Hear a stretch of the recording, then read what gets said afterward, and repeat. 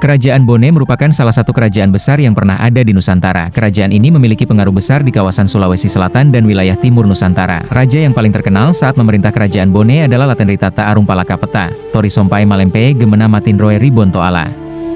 Raja Bone ke-15 tersebut lebih dikenal dengan nama Arumpalaka. Ada banyak hal yang terjadi selama proses pertumbuhan dan perkembangan kerajaan Bone. Mulai dari sejarah lahirnya, proses Islamisasi yang terjadi kepada raja dan seluruh masyarakatnya, hubungan dengan Belanda, hingga runtuhnya Bone sebagai sebuah kerajaan. Lantas, bagaimana jejak sejarah kerajaan Bone di bumi Sulawesi Selatan ini? Kerajaan Bone dalam lintasan sejarah Sulawesi Selatan, sebuah pergolakan politik dan kekuasaan dalam mencari, menemukan, menegakkan, dan mempertahankan nilai-nilai entitas budaya Bugis. Sejarah mencatat kerajaan Bone didirikan oleh Raja Bone I Manurungeri Matajang pada tahun 1330 Masehi. Sebelumnya, wilayah Bone terdiri dari unit-unit yang disebut dengan Anang yang dipimpin oleh seorang Matoa Anang. Dari Anang-Anang tersebut kemudian terbentuk sebuah Wanua, negeri. Ada Wanua Ujung, Wanua Tibojong, Wanua Tea, Wanua Taneteriatang, Wanua Taneteriawa, Wanua Ponceng, dan Wanua Macege. Ketujuh Wanua inilah yang kemudian disebut Ade Pitue. Dalam sejarah Lontara, dijelaskan bahwa suatu waktu, terjadilah peristiwa hujan badai dan petir selama 7 hari 7 malam tanpa henti. Setelah hujan reda, tiba-tiba muncullah sosok seorang manusia yang mengenakan jubah putih berdiri di tengah padang yang luas. Tak seorang pun penduduk mengenal sosok tersebut, karena itu mereka menyebutnya dengan Tomanurung, yaitu orang yang turun dari langit. Masyarakat Bone pun meminta Tomanurung ini untuk menjadi raja mereka. Namun, ia pun menolak tawaran tersebut dan menawarkan seorang calon raja yang ada di daerah Matajang. Bersama Tomanurung, rakyat Bone pun menuju lokasi calon raja tersebut. Sesampainya di sana, tampaklah seorang lelaki yang sedang duduk dengan pakaian kuning di atas batu atau napara, bersama 3 pengikut yang mengipasi, memayungi, dan memegang nampan sirih.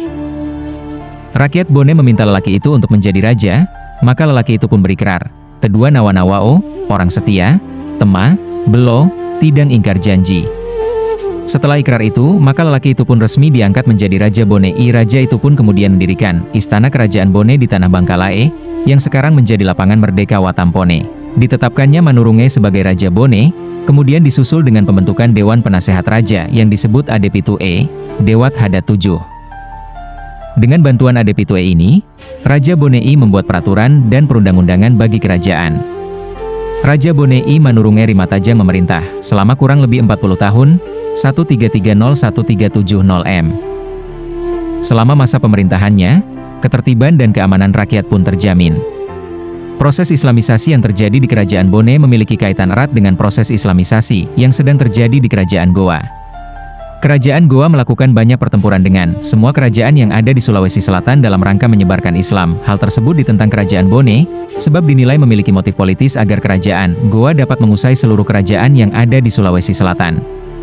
Alasan tersebut yang membuat kerajaan Bone menolak masuk Islam. Akhirnya, terjadi pertempuran sengit dalam sejarah Bone yang dikenal dengan Musuh Selenge atau Perang Pengislaman. Kerajaan Bone dikuasai oleh kerajaan Goa pada tahun 1611 M. Kekuatan dan persenjataan yang tidak seimbang menyebabkan Bone dapat ditaklukkan dan telah memeluk Islam secara politik. Hal itu ditandai dengan adanya seluruh pembesar kerajaan dan seluruh raja negeri bawahan Bone, Arumpalili, untuk mengucapkan 2 kalimat syahadat.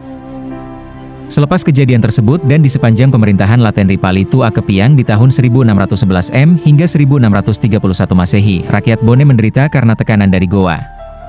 Namun, semua berubah ketika Lamadaremeng berkuasa, menggantikan pamannya di tahun 1625 M hingga 1640 M. Raja Bone 13 tersebut sangat mengamalkan agama Islam. Beliau menegakkan hukum Islam dengan menghukum pelaku zina, pencurian, minuman keras, penyembah berhala, dan berbagai kejahatan lain. Gagasannya yang paling terkenal adalah penghapusan sistem perbudakan, Ata, di Bone. Alasannya adalah sebab manusia dilahirkan bukan untuk perbudakan. Gagasan ini yang membuat kerajaan Goa tidak senang dengan kerajaan Bone, kemudian melakukan serangan terhadap kerajaan Bone dengan alasan untuk menegakkan ketertiban dan keamanan dalam negeri dan menentang penghapusan perbudakan. Sejak runtuhnya kerajaan Goa pasca perjanjian Bongaya, Bone bangkit menjadi satu-satunya kerajaan yang berpengaruh besar di Sulawesi Selatan dan Timur Indonesia. Hal ini bahkan berlangsung hingga awal abad ke-20 Masehi. Di lain sisi, pihak Belanda yang ingin terus memperluas wilayah kekuasaannya merasa terhalang dengan dominasi kerajaan Bone.